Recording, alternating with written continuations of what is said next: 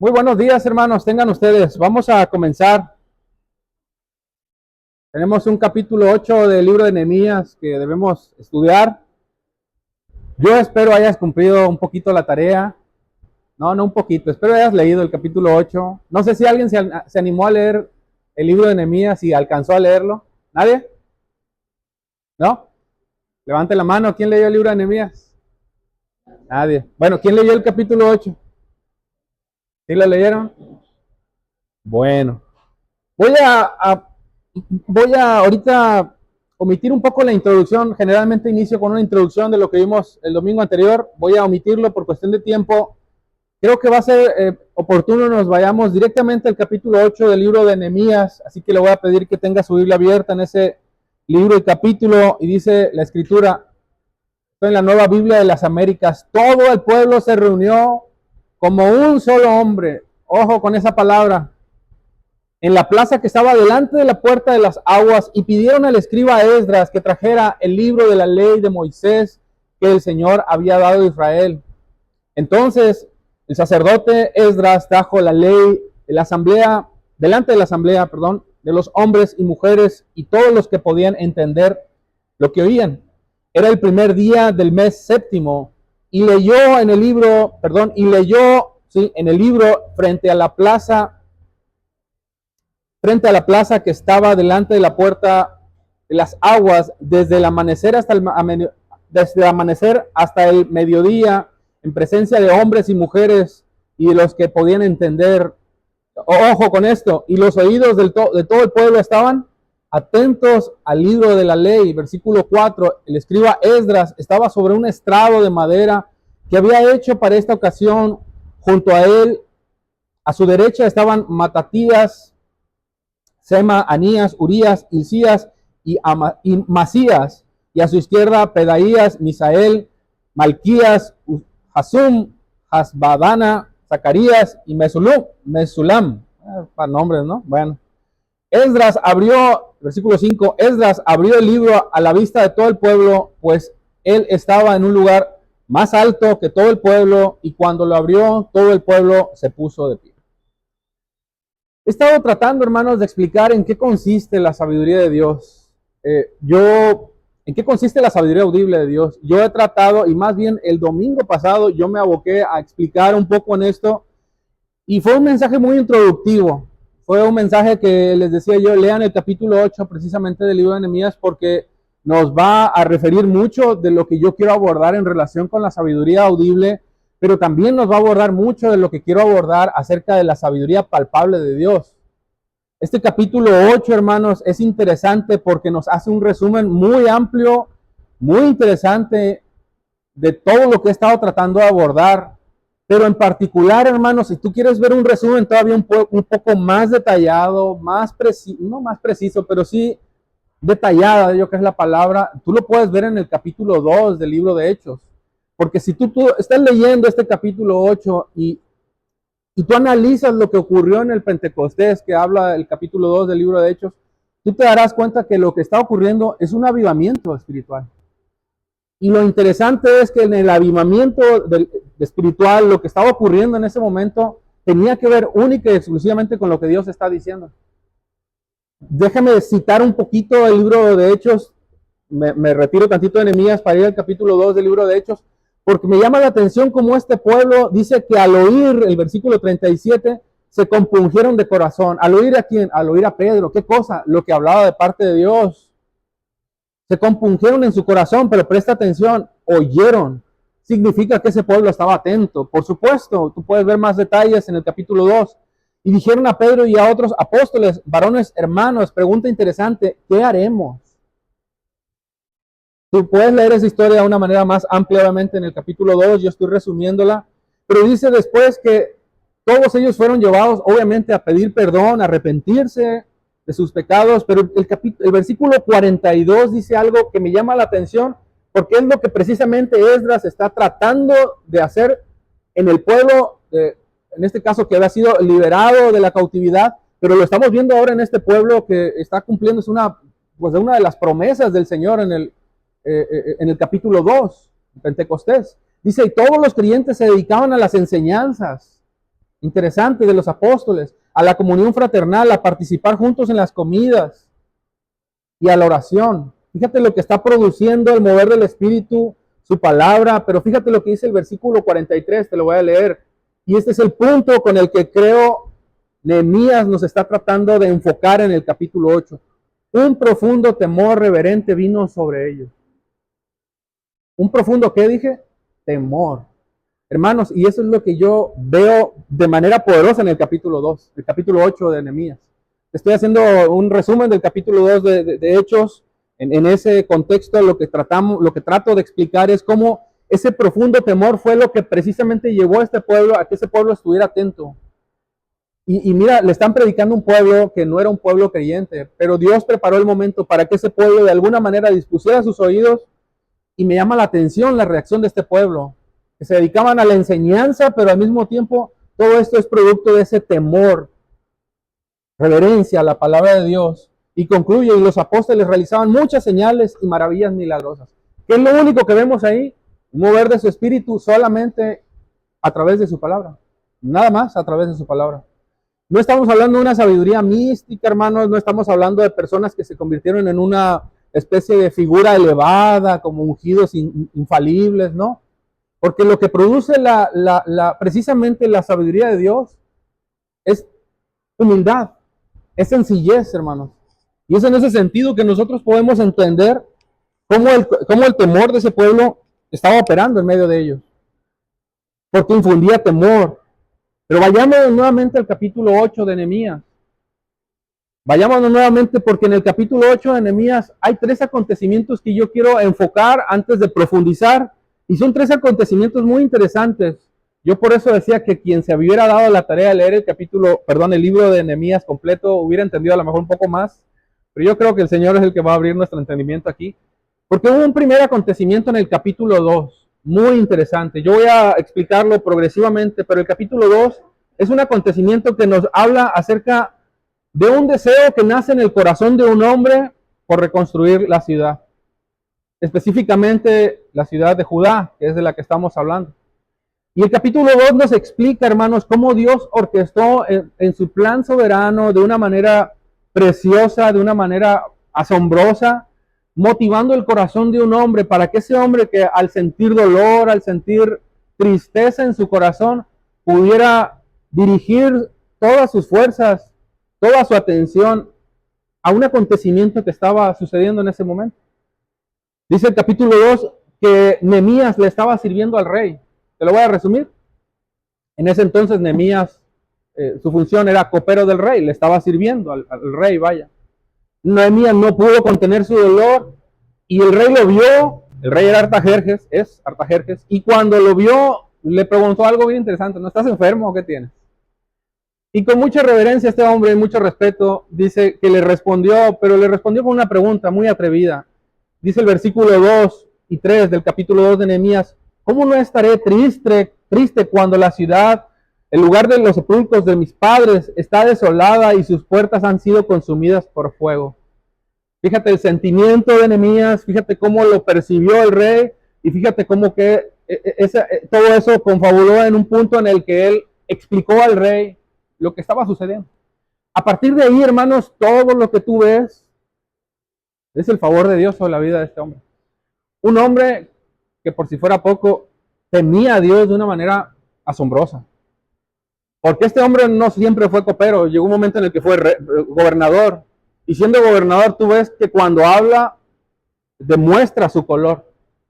Demuestra cómo no hay avaricia en su corazón, cómo la justicia de Dios opera en su corazón porque desea hacer lo que Dios establece. Lo vamos a ver. Pero a partir de ese momento vemos el favor de Dios sobre este hombre, y el rey Artajerjes le autoriza el permiso para que vaya en ese dolor que estaba sintiendo en su corazón y reedifique la tierra, que era lo que estaba produciendo ese dolor en el corazón de él. Lo interesante es que aparte el rey Artajerjes le favorece con una carta para que este hombre pudiera pasar entre medio de otras provincias y otras ciudades, y esos gobernadores, esas personas que estaban ahí, no solamente lo dejaran pasar, sino que además le facilitaran recursos necesarios para la edificación de esa ciudad y la reconstrucción del muro. Y eso es bien importante porque a través de la reconstrucción de la ciudad, pero principalmente la edificación del muro, obviamente habría de defenderse este pueblo de sus enemigos. Como siempre, y no es de sorprendernos, hubo oposición, evidentemente. Si tú lees el capítulo 2, te vas a dar cuenta que hubo un par de hombres ahí que se opusieron porque no querían ver que esa ciudad prosperara. Uno de ellos era Sanbalat y el otro Tobías. Pero hay un segundo acontecimiento y este lo vemos en el capítulo 5, hermano. Y es que si tú analizas este capítulo 5, tú te vas a dar cuenta que había un pueblo que estaba sufriendo, estaba padeciendo circunstancias, la verdad, lamentables. Era un pueblo que estaba incluso padeciendo hambres. Era un pueblo que estaba siendo sobreexplotado. Y lo interesante es que ese pueblo ya había salido de su esclavitud, pero estaba siendo esclavizado todavía. Abusaban imponiéndole cargas excesivas en sus impuestos. Los nobles de ese momento y los oficiales de las provincias les obligaban literalmente a pagar también impuestos a ellos. Así que el escenario que ellos estaban pasando, ya establecidos en esa ciudad, era desolador, era desalentador, porque te vuelvo a decir, había escasez de alimento, estas personas tenían que pedir dinero dentro de los oficiales, de las personas que eran más pudientes en ese momento, y los intereses eran altísimos, al grado que incluso tenían que hipotecar sus casas, sus tierras, y pues no tenían para sembrar. Incluso llegaron a vender hasta sus propios hijos para poder tener dinero y sobrevivir. Todo esto que te lo estoy diciendo lo ves en el capítulo 5, pero tú puedes ver cómo Nehemías actúa de una manera justa y amonesta a este pueblo. Convoca una reunión porque oye la queja de este pueblo, los reúne y los acusa de la falta de integridad, la avaricia que hay en el corazón de ellos porque abusaban de estas personas. Y Nehemías los reprendió y esta opresión fue retirada de en medio de este pueblo que estaba siendo tan duramente castigado. Pero lo interesante, hermanos, y lo que está ocurriendo aquí es lamentable porque este pueblo había salido de la esclavitud para volver a otra esclavitud. ¿Por qué lo digo? Porque quienes estaban imponiendo esa carga de impuestos y todas esas préstamos con altos intereses y estaban literalmente aplastando o impidiendo que el mismo pueblo de alguna manera se pudiera reedificar, era el mismo pueblo de Dios.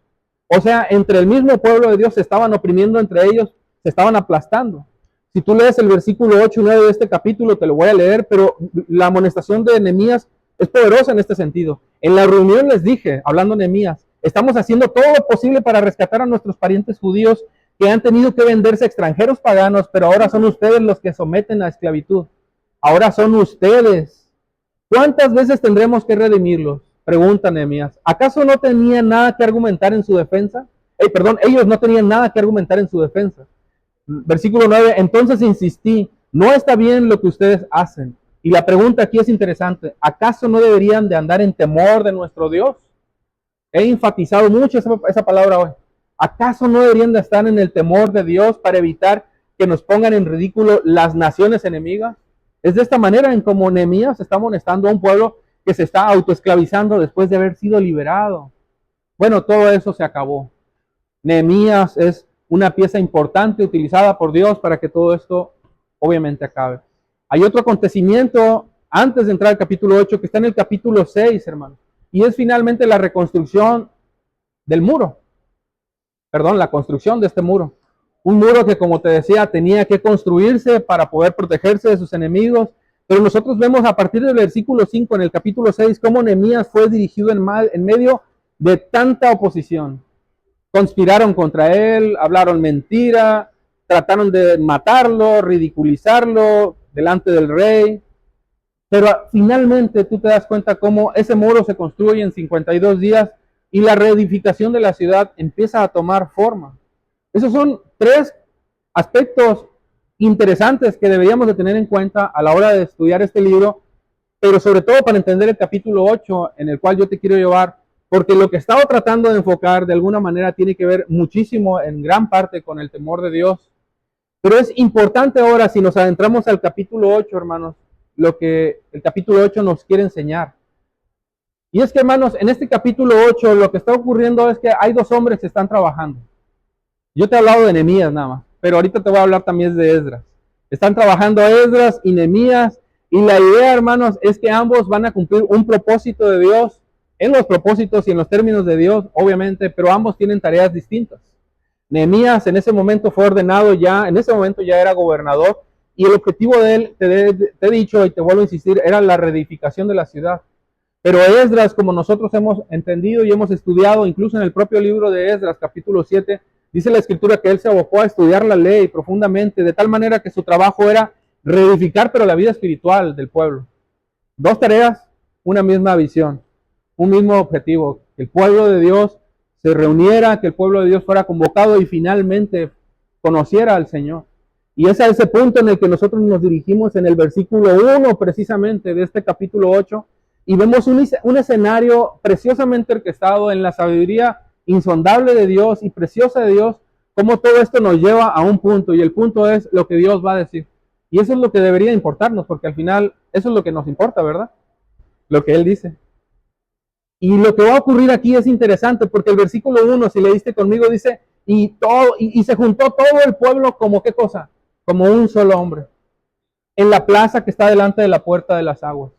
Me llama la atención poderosamente, yo me detuve un momento a estudiar esto, porque dice que este pueblo estaba reunido como un solo hombre. Y esta palabra, hermanos, es interesante porque esta descripción nos hace entender algo.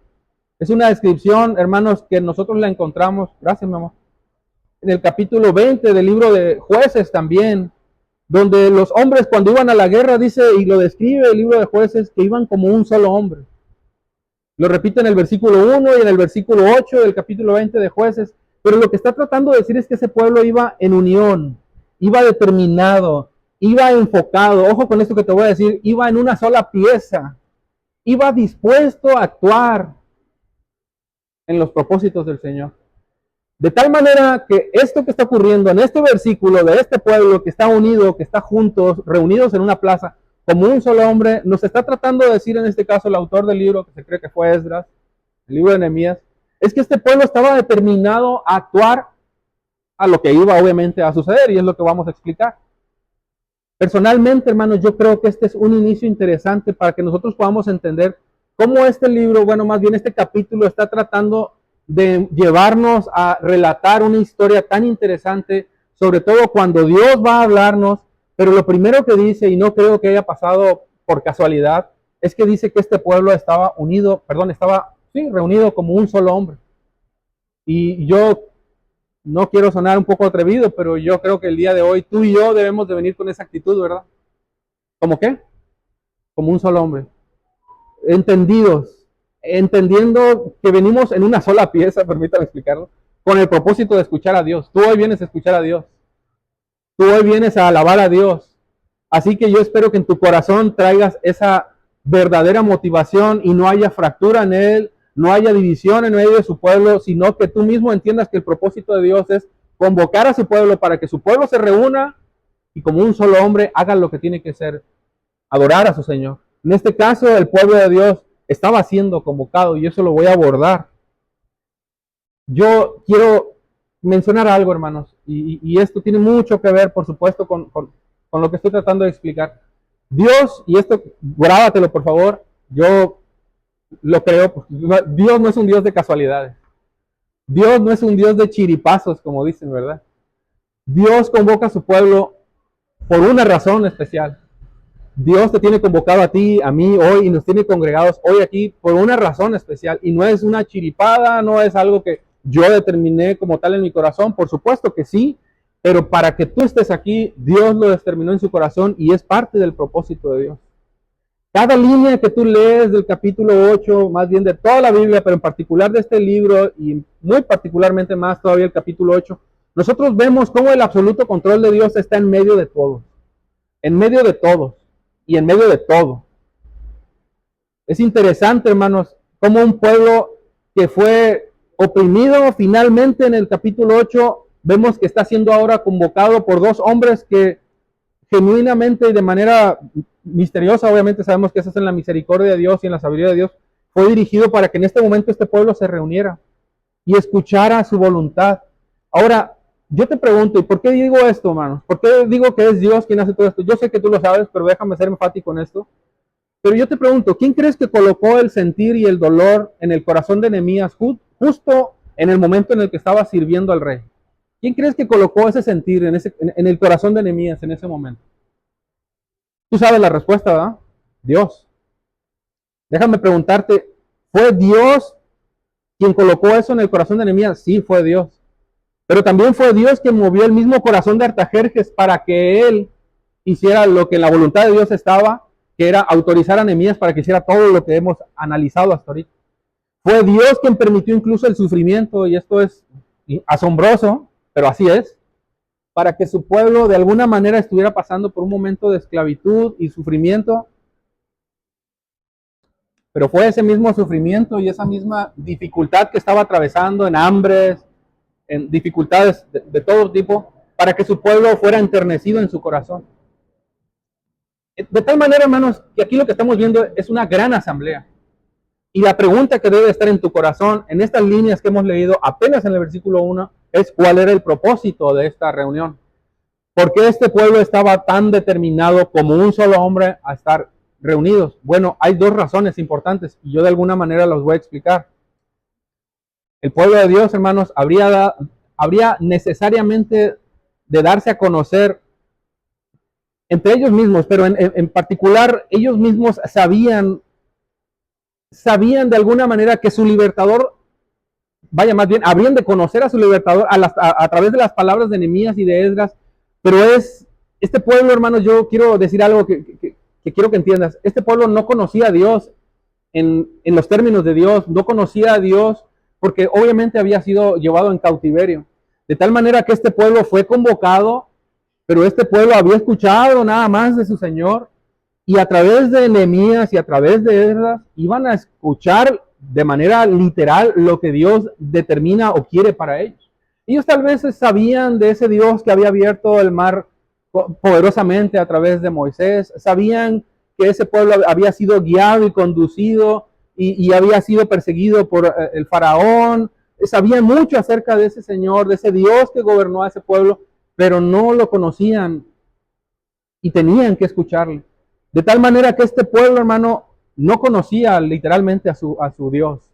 Y el propósito de Esdras era revelarles, y el de Nehemías, a su libertador, a través del testimonio de ellos mismos, pero más enfáticamente a través de la palabra de Dios, que es lo que habría de exponerse. Este pueblo fue convocado, déjame te lo explico, para oír el mensaje de Dios. Y hay otro punto en particular, y te lo decía hace un momento, es que este pueblo no fue reunido por casualidad. Fue convocado por Dios, ojo con esto, y congregado por Dios para que entendiera sus propósitos. Lo que intento explicar al final de cuentas, hermanos, es que es Dios quien quiere revelarse en ese momento. Es Dios quien quiere hablar, es Dios quien los ha congregado, es Dios quien quiere exponer su voluntad a un pueblo para que su pueblo, ¿qué cosa? Escuche. Así que lo que tú y yo tenemos que hacer es, como un solo hombre, tener esa iniciativa y escuchar. Estaban reunidos, pero hermanos, esa reunión, incluso, mira, te lo voy a decir de estas palabras. La razón por la que tú y yo estamos juntos aquí, te lo decía hace un momento, sí es porque tú dispusiste tu corazón y damos gracias a Dios por ello, para estar aquí presentes. Pero la mayor de las razones tiene que ver con el propósito de Dios. Su pueblo fue congregado porque Él determinó en su sabiduría congregarnos, en su infinita gracia y su infinita misericordia. Él predestinó que tú y yo estuviéramos reunidos hoy para escucharle y para ser congregados. No importan cuántos años pasen, su iglesia siempre será preservada, y hasta que Él venga, esto vendrá siendo una realidad, porque Él es quien congrega a su pueblo. Y me llama la atención cómo Isaías lo dice de una manera bien interesante.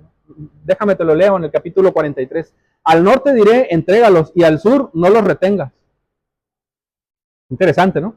A todos esos puntos cardinales les dice, trae a mis hijos desde lejos y a mis hijas desde los confines de la tierra. Trae a todo el que sea llamado por mi nombre, al que yo he creado para mi gloria, al que yo hice y yo formé. ¿Te das cuenta cómo es Dios quien congrega, cómo es Dios quien convoca, cómo es Dios quien quiere darse a conocer?